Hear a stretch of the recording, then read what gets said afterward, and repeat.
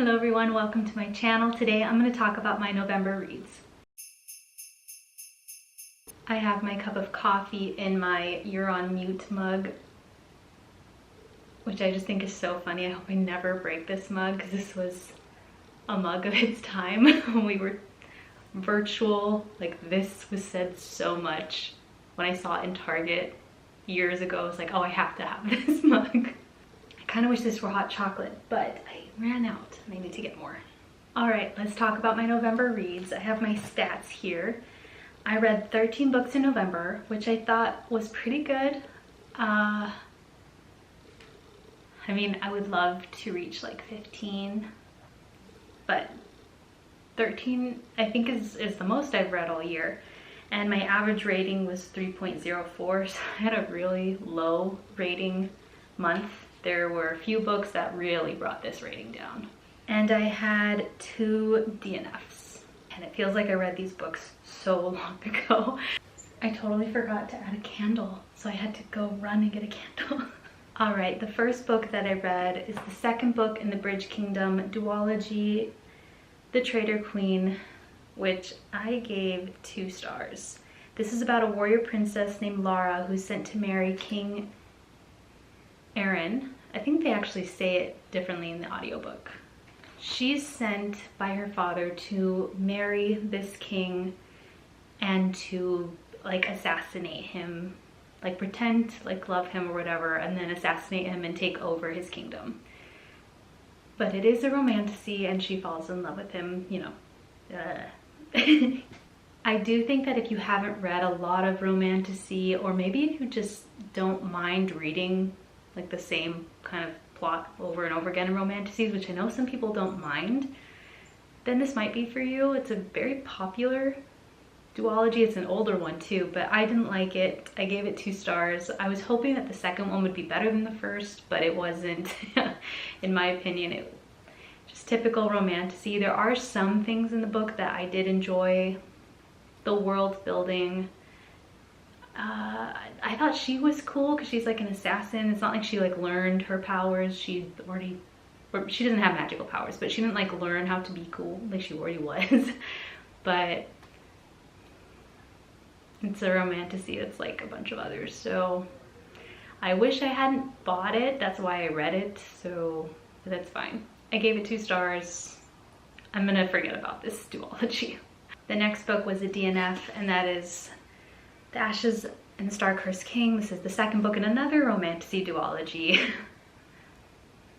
I didn't like this one either because I DNF'd it. Like, that's how much I disliked it.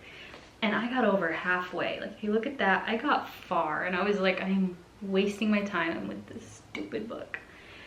And I know so many people love this book. It's a very loved duology. It's by Carissa Broadbent. Like, I like another book by her, but this, I just could not care less. This is a vampire romantasy. In the first one, it's a competition where we have our like human female who goes to the Kujari, which is this competition with all these vampires, and it was cool. I like competition in books. I think that's why I liked that one, and it left us on a cliffhanger. But then this one, they just felt like two, in my opinion, I haven't read the first one in a long time, but it just felt like 2 different authors. In my brain, that makes sense. This just was not nearly as good, or maybe I just remember liking the other one more than I actually did. I don't know, but I didn't like this book. I DNF'd it. The next 2 books that I read are book 2 and 3 in the Southern Reach trilogy. Oh, look at these covers. The artist that designed these, genius. Like, I wanted to finish this series when I saw these covers, but these were fine. I liked the first one a lot more. The first one is Area X. I think that's what it's called.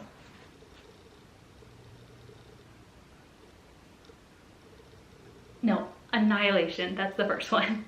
I have it right here. In this series, we're following a secret government agency, the Southern Reach, as it studies a mysterious isolated region called Area X, where the laws of nature appear to be broken. In this one, we follow 4 women that go into Area X. And then in these 2 books, we're following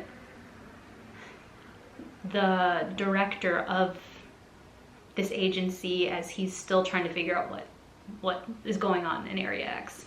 And I just didn't enjoy following his story as much. I did enjoy in book 3, we followed a few other people, like some people, I guess I can't say that. I enjoyed some of the people we followed in this one. I didn't really care to follow this guy. It's unfortunate because Area X it's so interesting and there's so many weird things going on in there, and this just left me very unsatisfied. Jeff Vandermeer is a weird author, like that's how he kind of categorizes himself, as like weird, as like a genre, but I do want to read more from him, but I just wanted more Area X, and I have so many questions. So I gave both of these books 3 stars. Yeah, 2 stars seemed too little because I was intrigued and I wanted to know what happened, but 4 was too high for my reading experience. So I gave them both 3 stars. I'm glad to now have the completed trilogy. Like, I'm not gonna get rid of them, but I just wish I enjoyed them more. Next we have New Moon, which is the 2nd book in the Twilight series. It's a fun series. I don't think I'm gonna finish it this year. I think I'm gonna end up finishing the last book next year. It's just fun. I think all these books are gonna be 3 stars for me. This is a 3-star. It's like watching the movie, just like a longer version of it. It's a really good audiobook to put on when I'm like cleaning the house or like doing something where I don't have to pay very close attention to, because it's like I've already seen the movies and they're just fun. I'm glad to have all the hardback covers of the books, and I'm gonna read the next one hopefully this month, but this is the next book I read. Just so easy and fun. The next book, I don't have a physical copy. I would like to have one maybe one day, but it's also not a book I'm like dying to go buy a physical copy of, but I did love it, and it is Before the Coffee Gets Cold by Toshikazu Kawaguchi. I've heard people say his name so many times and it still did not stick in my brain.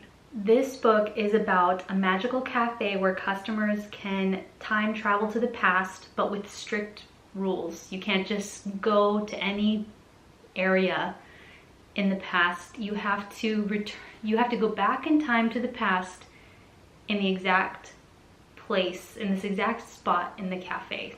So there are a lot of strict rules, and you can't change the past. No matter what happens when you go back in time, the past will not change. But we follow 4 different people that go back in time in this cafe in this specific spot, and it might seem kind of like, why go back in time if you can't even change anything? But it's for people to like go back in time and get closure, or to get information that they didn't know of before. And it's so sad. Oh my goodness. We follow 4 different people with 4 different like circumstances, 4 different situations or relationships, and 2 of them made me cry. I don't want to say too much about them, but the last one, I was like crying. It was so sad. And the sister one,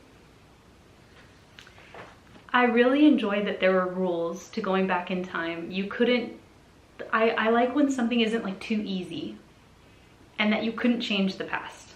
And you can also only go back once. So that one time you go back in time, you need to make it count. I really liked it. I was debating between a 4 and a 5, and I just realized that if it made me that emotional, and it's a book I'm not going to forget about, like I can picture it so clearly in my head, it's a 5. And I would like a physical copy sometime. I've almost bought it several times. I don't really know why I haven't, but I liked it a lot. And I'd be curious to read more in that like series, because there are more that are like, have a cafe on the cover. But I don't know, I also really liked that first one, so I'm kind of nervous to like read more, you know? The next book I also don't have a physical copy of. I read quite a few digital books this month, and it is Maybe in Another Life by Taylor Jenkins Reid. This is my first Taylor Jenkins Reid. It's her backlist, one of her backlisted books. I've never heard of it, so I was curious because I know like her like Atmosphere, I think she wrote that. Like so many of her books are so popular, and I have a few that I've purchased, but this one I saw online. I was like, oh, I've heard no one talk about this one. I'd be curious to read her backlisted book. In this book, the story is split into parallel universes, and they're based on one decision that our character makes. Whether 29-year-old Hannah goes home with her ex-boyfriend Ethan or leaves with her friend Gabby. One timeline follows one life and the other follows the other, exploring themes of fate, chance, and soulmates. I enjoyed it because I like seeing that like the decisions you make, how different your reality can be by just one very small decision. Her life took two completely different paths. I gave it 3 stars. I thought it was good. It was fun to listen to. I like different universes, time splits, like stuff like that. I enjoy.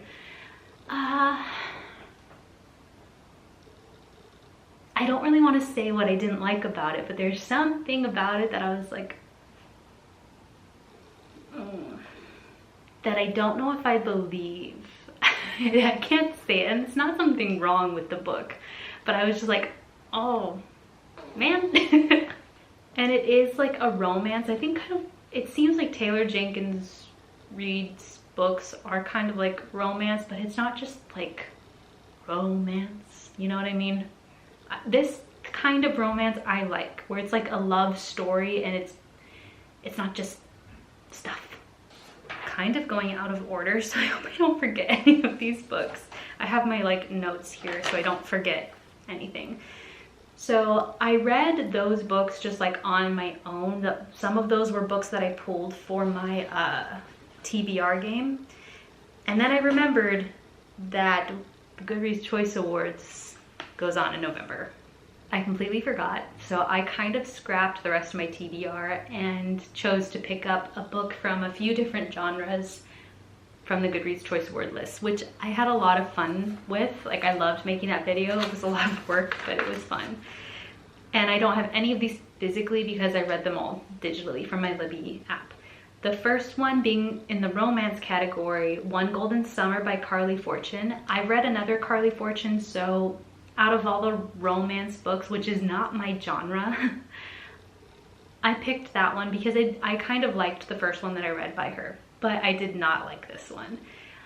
I did not vote for it. I will say though, I'm not a romance person, so I don't know that I'm the best person to judge romance, but just based on my experience reading the book, I gave it a 2. In this book, we're following a photographer, which I did like. I liked that she was a photographer, named Alice Everly. I also love the name Everly. It was one of my contenders for my daughter's name, Everly. I think it's so cute. She spends the summer at a lake cottage with her grandmother who broke her hip. They're going to this cottage to just kind of like spend the summer together and kind of lift her grandmother's spirits in this place that she really loved.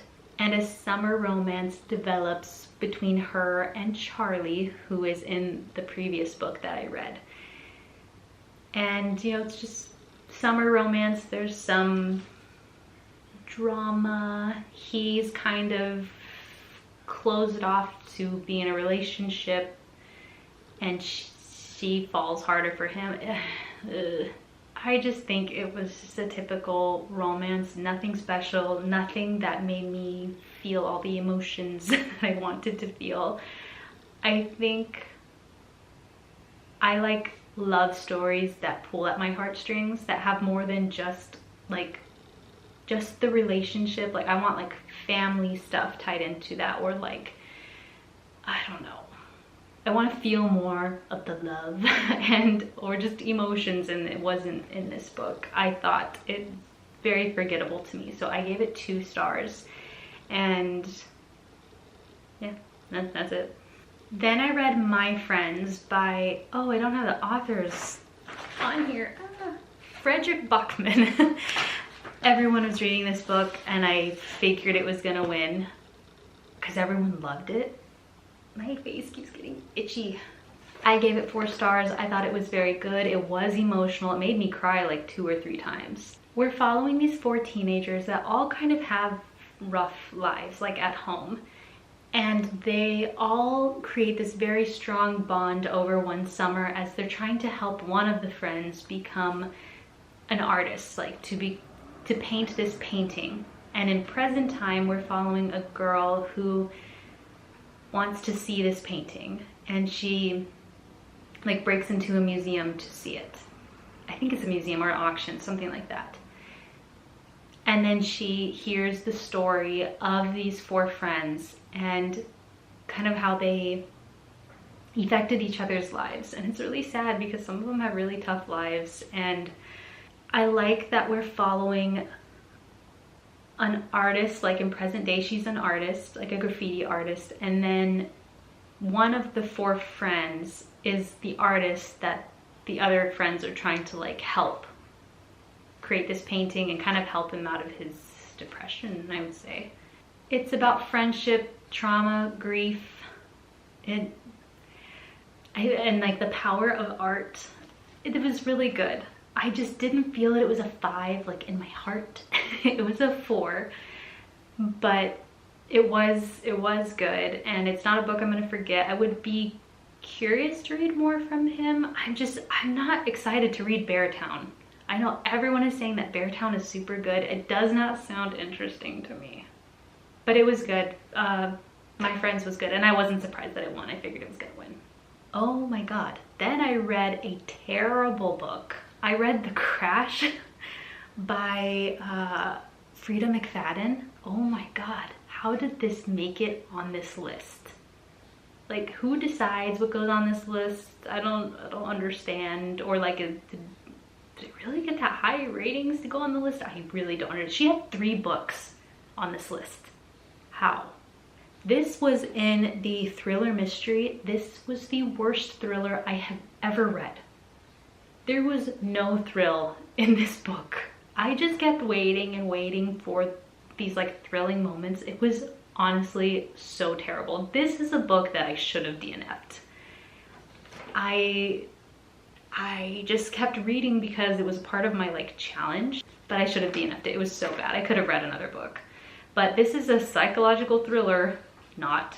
It's about a pregnant woman named Tegan who gets in a car crash in a blizzard, and this older man stops and takes her to his home where his wife, who's a nurse, they live in this like cabin, and they like don't let her leave, basically. And like Tegan is starting to realize that she's trapped. There was just no suspense. This should have been one person's perspective, not 2, because putting it in 2 people's point of view completely destroyed the mystery or suspense. It just really wasn't good. It was so bad. Another book I gave 1 star to. I initially gave it 2 and then just kept thinking about it. I was like, why? If this is a 1 star, like, I don't know. I was being too generous giving it 2. In the fantasy category, I read The Sirens, which I don't think should have been in that category because there were like no fantasy elements to this book. And there was like no plot. We're following Lucy, who's a journalist who's investigating strange occurrences and the mysterious disappearance of her sister. And then we're also going back in time to Mary and Eliza, who were transported to Australia and experienced mysterious physical and magical transformation. It's called The Sirens, so you would think there would be mermaids, and literally the mermaids were in like the last chapter, and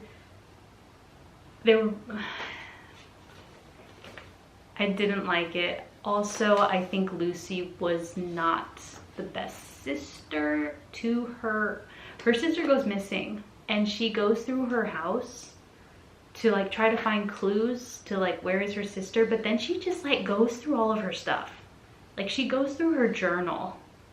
And I understand that she was like trying to find clues, but then she even kind of says like, I just want to know more about my sister because they don't have a very good relationship. But you can't just read your sister's journal. Not cool. There were some things that this character did. I was like, I don't think you should do that. So I gave it 1 star. We do have a 5-star, I think. Oh, okay. This is the second 5-star. I gave another book 5 stars, but I read The Book of Lost Hours, which I don't think won the sci-fi category, and it should have. It was so good. We're following 2 women in 2 different timelines. There's a lot of time stuff in this book, and I love it. I love time travel or time jumping, stuff like that. But we're following Elizabeth, I don't think I'm saying it right, but she is trapped in a mystical time-space library in 1938. And Amelia in 1965, as their stories converge. Elizabeth dedicates herself to preserving the library's book of memory, which are being destroyed by the government agencies who want to rewrite history. Amelia is enlisted by the CIA to find a book her uncle, Ernest, I can't say the last name, once sought, leading her to a time space and Elizabeth's world. So it's really interesting. I also like the time periods that we're like seeing. It's like this, sorry, my face is itchy. Elizabeth gets stuck in the time space right at the start of World War II, and then she's trying to save these books from the Germans, and then it eventually from the Nazis, and then she's eventually saving them from the Russians because we go into the Cold War. And it is very interesting with the time travel and the time space and these books. There's also a love story, but it's like closed door, more like heartfelt than like the romance book that I read. And there's also mother-daughter relationship and like friendships. I thought it was really good. It's a book that I would like to have physically, and I just feel like I could so vividly see this like time space in these books and places that Elizabeth would travel to in time. It's really cool. I really recommend it if you like time jumping and a book that is like kind of a romance but not just like stuff. I liked it a lot. So that is the other book I gave 5 stars to. In the horror category, I read Grady Hendrix' Witchcraft for Wayward Girls, but I did DNF it. It did win, and I could see how people would really like this book. Like, I was intrigued. I got halfway, but there was a part in the book that I didn't want to read. These girls that are sent to this place because they're pregnant and they're going to have their children there. The children are going to be adopted, and it's like it never happened. Like, their families are very unhappy with them. Our main character, her father has like disowned her and said it would like be better if she never been born, which is like so sad, like to say that to your child. I enjoyed the like friendship these girls created and how they're all like going through this rough time, and that they're all going through pregnancy, having recently gone through pregnancy. But for me, when I read this part, it didn't sit well with me. So I did DNF it, but I understand why I won. Like, I'm sure it was gonna get a lot more emotional, and you know, these poor girls. And I think, you know, part of the horror was that like there are places like this, or were places like this, that these kind of girls would get sent to, and that's sad. But I DNF'd it, so it just wasn't for me. The last book that I read was The Call of the Wild by Jack London. I didn't realize that he also wrote White Fang, and I've seen White Fang like a long time ago when I was younger. And I liked this book. It's such a short book. I think it's like a YA young adult book, and it's so short, but it was very nostalgic to me. I like books that have to do with like sleds and like huskies, like dogs having to pull a sled, like Balto and oh my gosh, what's that movie called? Iron Will. I love that movie. And the cold, and I like that this is from the dog's perspective. Buck, I think his name is. Buck was taken from his like wealthy home that he lived in because up north the gold rush was happening and there was a shortage of bigger dogs that could pull sleds. So one of the like gardeners at this house, estate, whatever, stole Buck and sold him to become a dog sled. And so we're in Buck's perspective of like going from a cozy home with his two like little boy owners that took really good care of him to becoming a dog sled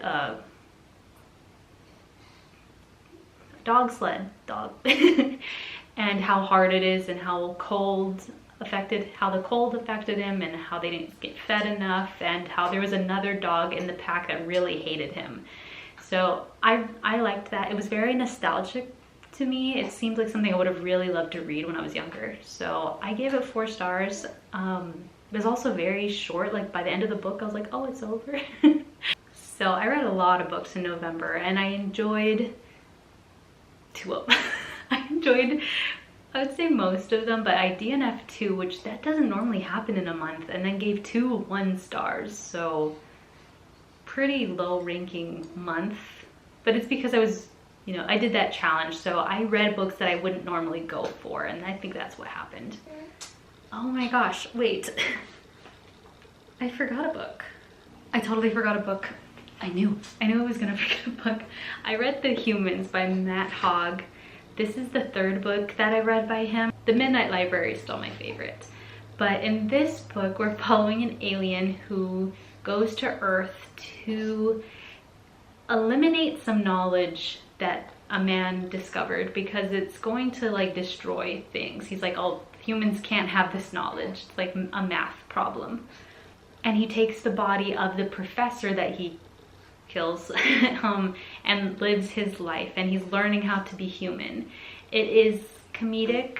It's also kind of sad, but this reminds me of Resident Alien. We saw this show called Resident Alien. It's like the same thing where like the alien is like learning how to be human, and it's like, why do people wear clothes? Like these people are, it's like funny how he's describing people and how like dumb they are compared to the aliens, which is very much like Resident Alien. And then eventually he, you know, builds feelings for the humans and has empathy towards them. And it wasn't bad, but had I not seen Resident Alien, I would have liked this so much more. But I just kept envisioning the guy from Resident Alien and his like funny way that he talks, and I just couldn't get it out of my head. It is funny how he talks about like consumerism, and oh, there's this one part where he talks about books and how people buy books, and I wish, oh, let me see. I can't find it, but it's basically saying that like some people buy books to get smarter, some people buy books to look smart, some people buy books that don't like involve your brain at all. But he said it so much better, but it like made me laugh out loud how he's like describing how different people buy books. So it was kind of funny. It's like this author was making fun of people who buy books, or like the different kind of books that people buy, but or the reason for buying certain books, like calling us out. I gave it 3 stars, but like I said, had I not seen Resident Alien, this would have been higher because it like was good, but the show ruined it for me. All right, that's all the books that I read in November. Hopefully I didn't forget another one, but thanks so much for watching. If you don't know what to comment, let's comment the alien emoji for The Humans. Thanks so much for watching. Stay tuned for more videos, and I'll see you in the next one. Bye.